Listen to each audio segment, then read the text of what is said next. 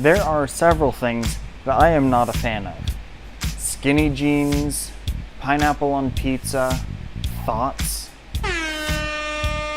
But a game that totally does not make me sad is Dungeon Defenders. Typically, I'm generally not a fan of tower defense with guns, which is a term I just made up. But basically, I prefer for the strategy to be in placing the towers and not running around shooting stuff or whacking people with swords or whatever you would typically do in something like this version of tower defense. So, unlike most of the games I've talked about previously, Dungeon Defenders is not free. You do have to pay for it. But one thing it does have is local split-screen multiplayer, which is like my favorite thing to have in just about any game ever. If you don't believe me, I've got a whole playlist up here called 2 Player Tuesday, which is just split-screen local multiplayer games, which I think the world could definitely use a lot more of. Because when I play games with people, I want to be in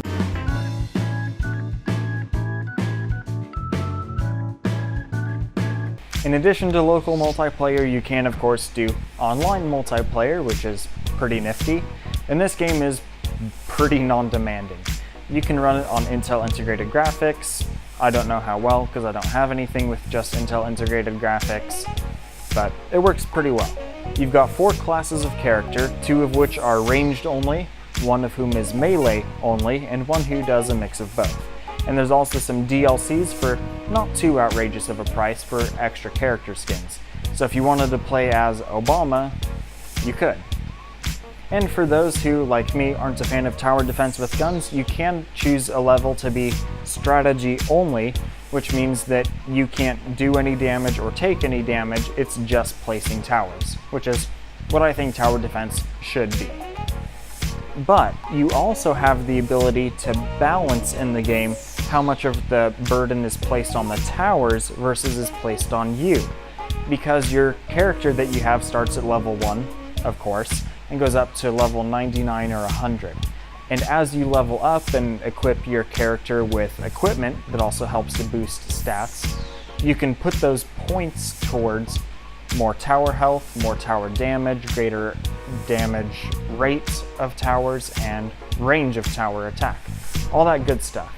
So if you boost all those points into your towers instead of yourself, then that still allows you to kind of like take over or assist a tower that's struggling, but it also allows you to make it a mostly tower game.